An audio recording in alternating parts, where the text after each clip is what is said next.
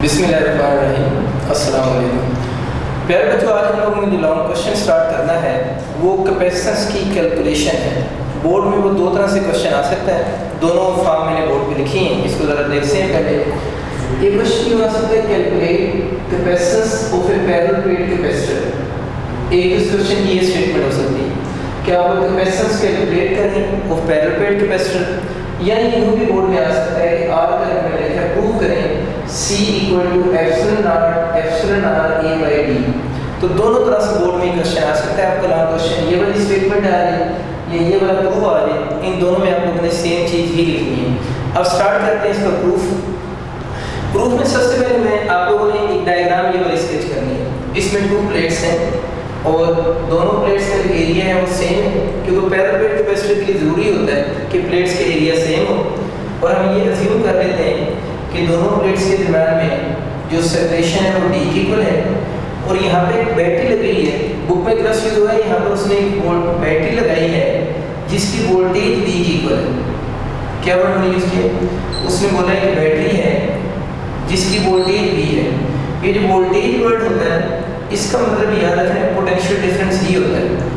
तो उसने बुक में पहली लाइन में लिखा है कि जो बैटरी है उसकी वोल्टेज v की इक्वल है, या इस बैटरी को वोल्टेज सोर्स भी कहते हैं। ठीक है, battery is also called voltage source. और उसने कहा कि इसकी वोल्टेज v है, और वोल्टेज किसे कहते हैं? पोटेंशियल डिफरेंस को ही कहते हैं। ठीक हो गया। अभी मैंने आपको लास्ट लेक्चर में बात बताई थी कि v वैसे तो इलेक्ट्रिक पोटेंशियल की सिंबल होती है, लेकिन हम आर्मर बुक में इलेक्ट्रिक पोटेंशियल डिफरेंस के लिए, जिसको इन शॉर्ट हम पोटेंशियल डिफरेंस बोलते हैं, और इसी को हम वोल्टेज भी कहते हैं, उसको हम v से डिनोट कर सकते हैं। ठीक होगी। ये प्लेट्स होगी, इन प्लेट्स के साथ ये जो आपको लाइंस नजर आ रही हैं ये सारी वायर्स हैं।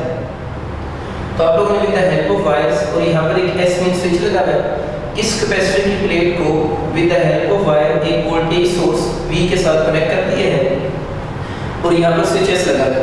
हम लास्ट से लेकर से पढ़ रहे हैं, जैसे हम स्विचेस क्रॉस करेंगे यहाँ से इलेक्ट्रॉन रिमूव होंगे। अब बताया कि यहाँ से फ्री इलेक्ट्रॉन्स होंगे, इन फ्री इलेक्ट्रॉन को बैटरी का पॉजिटिव टर्मिनल अपनी तरफ अट्रैक्ट करेगा। जब पॉजिटिव टर्मिनल अट्रैक्ट करेगा तो यहाँ से इलेक्ट्रॉन रिमूव हो जाएंगे। कौन सा इलेक्ट्रॉन? फ्री इलेक्ट्रॉन रिमूव होगा। अब इलेक्ट्रॉन इधर आ रहा है, यहाँ तक तो इलेक्ट्रॉन अट्रैक्शन की वजह से आ गए, क्योंकि इलेक्ट्रॉन पर नेगेटिव चार्ज है। लेकिन आगे इलेक्ट्रॉन खुद नहीं जा सकता, क्योंकि आगे बैटरी का नेगेटिव टर्मिनल इलेक्ट्रॉन आ रहा है, सब आगे खुद नहीं जा सकता क्योंकि उस पर चार्ज नेगेटिव है। तो बैटरी बताया था सोर्स ऑफ एनर्जी होती है। बैटरी में चार्जेस को एनर्जी देनी है, और ये वाले चार्ज इस प्लेट पे ट्रांसफर हो जाएंगे। तो यहाँ एक्स्ट्रा अगर चार्ज जब ऐड होगा तो यहाँ पर चार्ज नेगेटिव हो जाएगा, और ये इलेक्ट्रॉन उस जगह पर जाकर ऐड होंगे।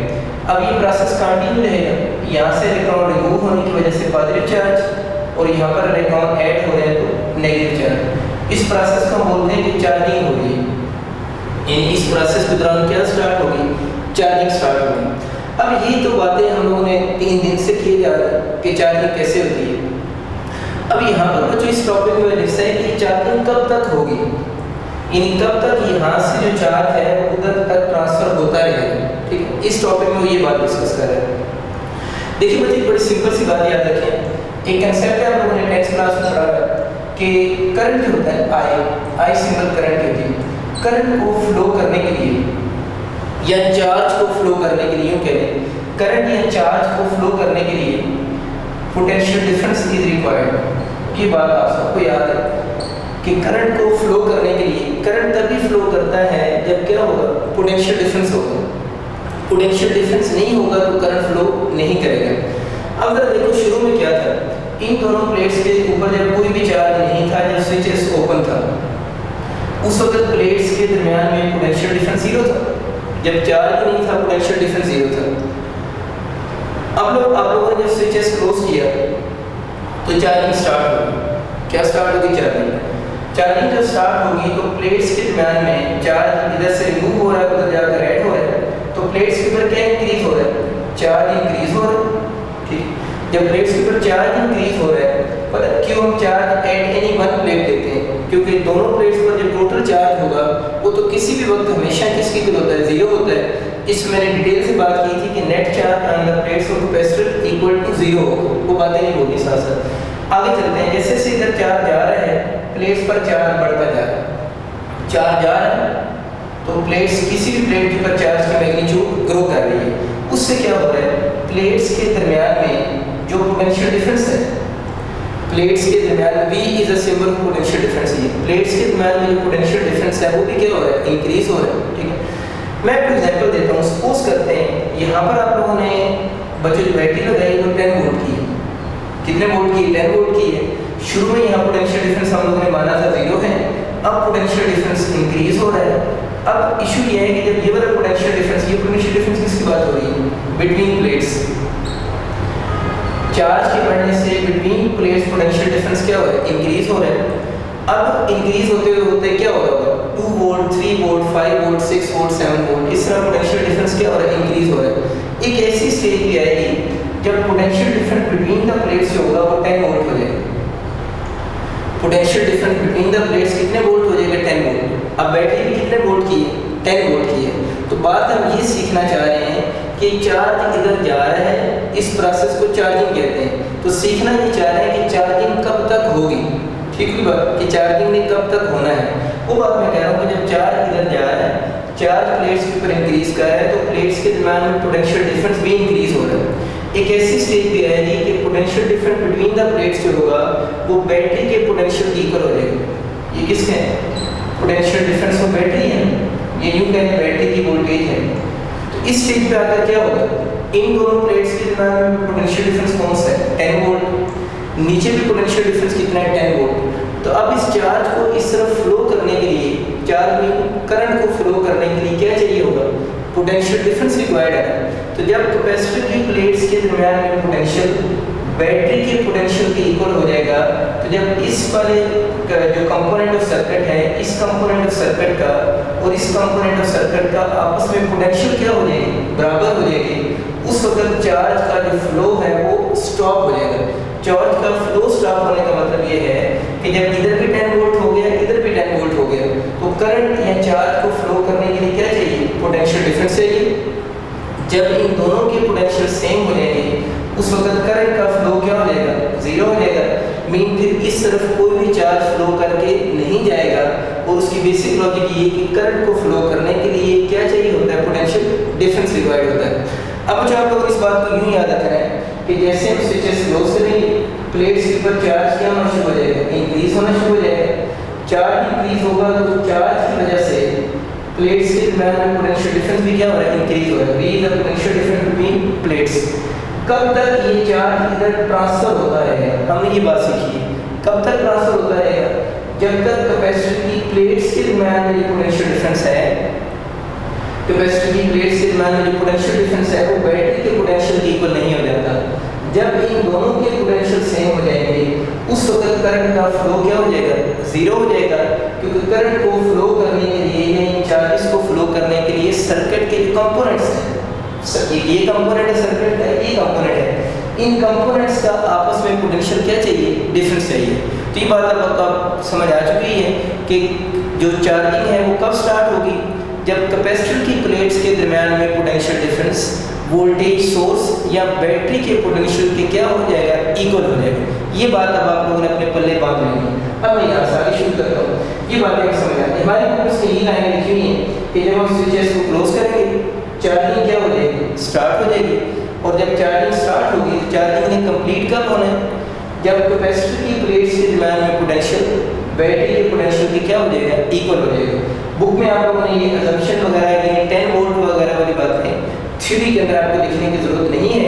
बस आप लोगों ने उसे ये बता देना है कि चार्जिंग स्टॉप हो जाएगी जब potential difference between the plates of capacitor become equal to the potential of the battery. उसकी रीजन ऑलरेडी हम सीख चुके हैं कि करंट या चार्ज को फ्लो करने के लिए पोटेंशियल डिफरेंस रिक्वायर्ड होता है। ठीक हो गया।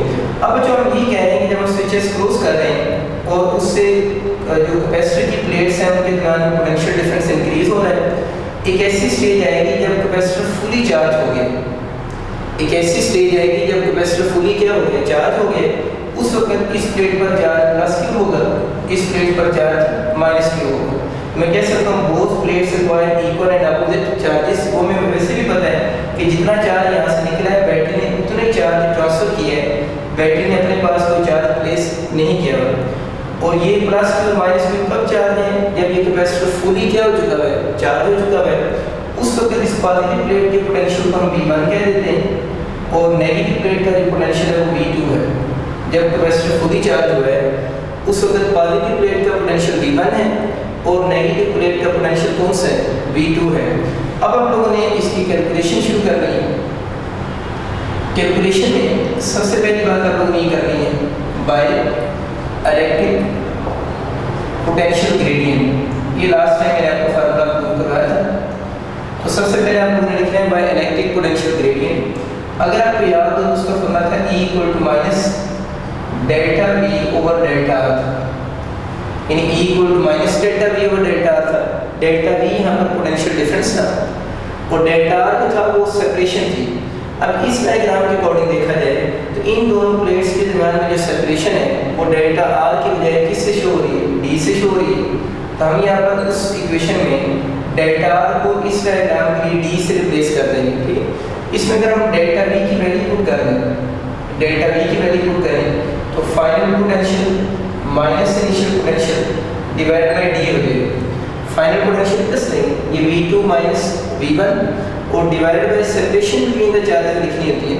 तो चार्जेस के दरमियान में सेपरेशन हमारी डायग्राम में डेल्टा R से शो नहीं हो रही, वो किससे शो हो रही है, D से शो हो रही है। अब जिस माइनस साइन को अगर इनसाइड ले जाए तो E = minus V2 plus V1 divided by D हो जाएगा। दोबारा इसको थोड़ा तरतीब से लिख लेते हैं, क्योंकि प्लस वाली वैल्यू हम पहले लिखते हैं माइनस को बाद में लिखते हैं। तो बनेगा V1 minus V2 by D हो जाएगा। एक बात मुझे बचाओ, ये बताओ पोटेंशियल ज़्यादा किसका होता है? जो पॉजिटिव प्लेट होती है हमेशा उसका पोटेंशियल ज़्यादा होता है किस प्लेट से, नेगेटिव प्लेट के पोटेंशियल से। ये बात हमेशा याद रखनी कि पॉजिटिव प्लेट का पोटेंशियल हमेशा ज़्यादा होगा किससे, नेगेटिव प्लेट से। तो अगर हम इन कैपेसिटर की जो प्लेट्स हैं उनके दरमियान में पोटेंशियल डिफरेंस निकालना चाहें, V is the symbol of potential difference. अगर हम कैपेसिटर की प्लेट्स के दरमियान में पोटेंशियल डिफरेंस वैसे निकालना चाहें तो हमें पता है कि हम लार्ज किसका पोटेंशियल है, V1 और स्मॉल किसका है, V2 का स्मॉल है। तो हम लिख सकते हैं V1 माइनस क्या करेंगे, V2 करेंगे, ठीक है। तो जब इस फॉर्मूला में आपको समझ आ गया V is the symbol of potential difference, और पोटेंशियल डिफरेंस हम कैसे निकालेंगे, लार्ज में से किसको माइनस करेंगे, स्मॉल को हम माइनस करेंगे। तो लार्ज किसका पोटेंशियल होता है, पॉजिटिव का, और स्मॉल किसका होता है, नेगेटिव का। तो पोटेंशियल डिफरेंस जो होगा वो V के इक्वल होगा। अब आप ये कहेंगे सर आप लोगों ने यहाँ पर तो पोटेंशियल डिफरेंस ही है, ये भी पोटेंशियल डिफरेंस है, यहाँ पर तो आप लोगों ने V2 माइनस क्या किया हुआ है, V1 किया हुआ है। असल में जब हम इलेक्ट्रिक पोटेंशियल ग्रेडियंट के फार्मूले में वैल्यूज पुट करते हैं और बाहर आप लोगों ने नेगेटिव साइन लगाना होता है। अगर हम इलेक्ट्रिक पोटेंशियल ग्रेडियंट के फार्मूला में वैल्यूज पुट करते हैं और बाहर नेगेटिव साइन लगा हो तो फिर आप लोगों ने जब पोटेंशियल लिखना होता है फिर फाइनल माइनस इनिशियल करते हैं, यानी यहाँ से चार्ज इधर गया है तो इसको फाइनल बोलेंगे और इसको क्या लिखेंगे, इनिशियल। ये बात समझ आ गई। लेकिन अगर आप ये माइनस वगैरह वाला चक्कर नहीं करते और आप ऐसे पोटेंशियल डिफरेंस का फार्मूला लिखते हैं तो फिर आप लोगों ने लार्ज में से किसको माइनस करना है, स्मॉल को माइनस करना है। वैसे चीज़ नोट तो करो ना जरा, आप लोगों ने यहाँ पर फाइनल माइनस इनिशियल जब किया है फाइनली आंसर क्या आ गया, V1 माइनस V2 खुद आ गया, हमने तो नहीं किया ना, हम लोग तो इस कैलकुलेशन को सॉल्व करते गए हैं, खुद ही इक्वेशन इस सामने आ गई। तो वैसे आप लोगों ने याद रख लेना है कि जब इलेक्ट्रिक पोटेंशियल ग्रेडियंट के फार्मूले में वैल्यूज पुट करेंगे तो फिर फाइनल माइनस इनिशियल लिखेंगे, ठीक है बात। और इसको अगर हम सॉल्व करके लाते हैं तो वही फार्मूला बन जाता है जो हम फिजिकली सोच सकते हैं। फिजिकली हम क्या सोचते हैं कि जो पोटेंशियल डिफरेंस होगा वो कैसे निकालेंगे, लार्ज पोटेंशियल में से स्मॉल को माइनस करेंगे। अब लार्ज किसका है, पॉजिटिव का पोटेंशियल लार्ज होता है एज कम्पेयर टू किससे, नेगेटिव से। तो वही V1 माइनस क्या बनेगा, V2 बनेगा। अब हम लोगों ने इसको V की इक्वल क्यों लिख दिया है, ये बात समझने वाली है। V की इक्वल इसलिए लिखा है कि मैंने आपको ये बताया है कि प्लेट्स पर प्लस क्यू और माइनस क्यू कब चार्ज होंगे, जब ये कैपेसिटर फुली चार्ज हो चुका होगा, ठीक है। और कैपेसिटर फुली चार्ज कब होगा, अगर इन कैपेसिटर की प्लेट्स का आप लोगों ने जो बैटरी लगाई उसका पोटेंशियल डिफरेंस V है, वोल्टेज भी में उसका पोटेंशियल डिफरेंस V है, तो ये कैपेसिटर फुली उसी वक्त चार्ज होगा जब इसकी जो प्लेट्स हैं उनके दरमियान में पोटेंशियल डिफरेंस बैटरी के पोटेंशियल के क्या होगा, इक्वल होगा। तो ये बात हम लोगों ने सीखी थी कि अगर ये 10 वोल्ट है तो जब इधर भी 10 वोल्ट होगा तभी कैपेसिटर में फुली क्या होना है, चार्ज होना है। तो मैं ये बात आपको बता रहा हूँ, अब V पोटेंशियल कब होगा, जब कैपेसिटर फुली क्या हो चुका है, चार्ज हो चुका है, अब फर्दर चार्ज यहाँ से ट्रांसफर नहीं होगा। तो V1 कब पोटेंशियल है इसका, जब कैपेसिटर की चार्जिंग क्या होगी, स्टॉप होगी। तो V2 भी कब है, जब इसकी चार्जिंग स्टॉप होगी। तो Q plus Q minus Q charge भी कब है, जब कैपेसिटर फुली चार्ज हुआ है। तो अब इन प्लेट्स के दरमियान में जो पोटेंशियल डिफरेंस है वो V है। तो V कैसे निकालेंगे, V1 माइनस V2 करेंगे, इसलिए हम लोग इसकी सिंपल V लिख चाहिए। अब अगर मैं आपसे पूछूं, मुझे ये बताओ, ये जो V लिखा हुआ है ये किसका पोटेंशियल है, बैटरी का पोटेंशियल है या कैपेसिटर की प्लेट्स के दरमियान में पोटेंशियल है। सोचें जरा इसको, ये जो V लिखा हुआ है किसके दरमियान में पोटेंशियल है। देखिए इस वक्त कैपेसिटर जब फुली चार्ज हो जाता है उस वक्त ये मसला खत्म हो जाता है कि किसका पोटेंशियल है, क्योंकि जब कैपेसिटर फुली चार्ज हो जाता है उस वक्त कैपेसिटर की प्लेट्स के दरमियान में पोटेंशियल भी उतना ही होता है जितना बैटरी का क्या होगा, पोटेंशियल होगा। वैसे हम क्योंकि फोकस किस पे कर रहे हैं, कैपेसिटर पे फोकस कर रहे हैं, तो यहाँ पर हम जो V लिख रहे हैं वो between the plates of capacitor होगा। लेकिन अगर कोई बंदा कह देता है ये बैटरी के पोटेंशियल के इक्वल होगा तो फिर भी बात रॉन्ग तो नहीं है। लेकिन ये वाली बात सिर्फ उस वक्त ट्रू होगी, दोनों के पोटेंशियल आपस में उस वक्त सेम होंगे जब कैपेसिटर आप लोगों का फुली चार्ज हो चुका होगा। ठीक होगी बात, ये आपकी कन्फ्यूजन खत्म हो चुकी हुई है। नहीं हुई तो फिर नीचे कमेंट सेक्शन में कमेंट करके देख लेना, मैं कोशिश करूँगा वहाँ क्लियर कर दूँ। आप बच्चों इसको यहाँ पुट कर दो, E is equal to V by D हो जाएगा, ठीक है, E equal to V by D हो जाएगा। इसका भी क्वेश्चन 2 का नाम दे देते हैं। अब बहुत सारे लोग जो हैं वो इस टॉपिक का स्टार्ट यहाँ से लेते हैं, मतलब वो इस टॉपिक को स्टार्ट ही यहाँ से करते हैं, E equal to V by D. ये बात लॉजिकली रॉन्ग नहीं है। मतलब अगर कोई बंदा कहता है ना कि हमें पता है कैपेसिटर फुली चार्ज कब होगा, जब दोनों तरफ पोटेंशियल सेम हो जाएंगे, तो ये इलेक्ट्रिक पोटेंशियल ग्रेडियंट के फार्मूले को कुछ लोग डायरेक्ट लिख देते हैं E equal to V by D, ठीक है। लेकिन मैं ये रिकमेंड नहीं करता कि आप उस फार्मूले को डायरेक्ट लिखें। उसकी वजह ये है, डायरेक्ट लिखना रॉन्ग नहीं है क्योंकि प्रूव करने के बाद भी तो ये बना है। आपकी जो बुकलेट है उसके अंदर उसने ये सारी बातें इसी तरह ही लिखी हुई है। एक बहुत अच्छा मेथड नहीं था इस बात को कन्वे करने का, इससे बेहतर तरीके से भी मैं इस बात को कन्वे कर सकता था आप लोगों को, लेकिन क्योंकि बुक में उसने इस पैटर्न में चीज़ें लिखी हुई हैं तो बोर्ड में आपको मार्क्स तभी मिलेंगे जब आप इसी पैटर्न पे ही चीज़ें लिखेंगे। ये बात याद रखिए आप लोगों ने। ये बुक में, ये मैं नहीं कह रहा रॉन्ग कैलकुलेशन है, बुक में ठीक कैलकुलेशन हुई है लेकिन मेथड इतना अच्छा नहीं है। हम इससे बेहतर मेथड से इसको सॉल्व कर लेते थे। तो बहुत सारे लोगों ने डायरेक्ट इस टॉपिक का स्टार्ट यहाँ से लेते हैं, तो यहाँ से स्टार्ट आप लोगों ने बोर्ड में नहीं लेना क्योंकि बुक में ये स्टेप हुए हैं तो आपके मार्क्स बोर्ड में इस क्वेश्चन के कम हो जाने के चांसेस होंगे अगर आप इसका स्टार्ट यहाँ से लोगे। तो बच्चों भी हम लोगों ने ये इलेक्ट्रिक फील्ड इंटेंसिटी कैलकुलेट की है और इस इलेक्ट्रिक फील्ड इंटेंसिटी को हम लोगों ने कैलकुलेट किया है by using electric potential gradient, ठीक है। इस अप्रोच को हम लोगों ने यूज़ किया है और आप लोगों ने इन दोनों प्लेट्स के दरमियान में जो इलेक्ट्रिक फील्ड इंटेंसिटी है उसको कैलकुलेट किया है। ये बात तो आपको पता है कि यहाँ पर इलेक्ट्रिक फील्ड होगा पॉजिटिव प्लेट से टुवर्ड्स नेगेटिव प्लेट आपका इलेक्ट्रिक फील्ड होगा। हम ये इमेजिन करते हैं कि इन प्लेट्स की लेंथ बहुत बड़ी है इसलिए हम एंड पे वो फ्रिंजिंग इलेक्ट्रिक फील्ड को शो नहीं करते। तो ये एक मेथड था इलेक्ट्रिक फील्ड इंटेंसिटी कैलकुलेट करने का। अगर आपको याद हो तो हम लोगों ने by using third application of Gauss's law, क्या बोल रहे हैं, bye third application of Gauss's law को यूज़ करके भी हम लोगों ने इन दोनों प्लेट्स के दरमियान में इलेक्ट्रिक फील्ड इंटेंसिटी कैलकुलेट की थी।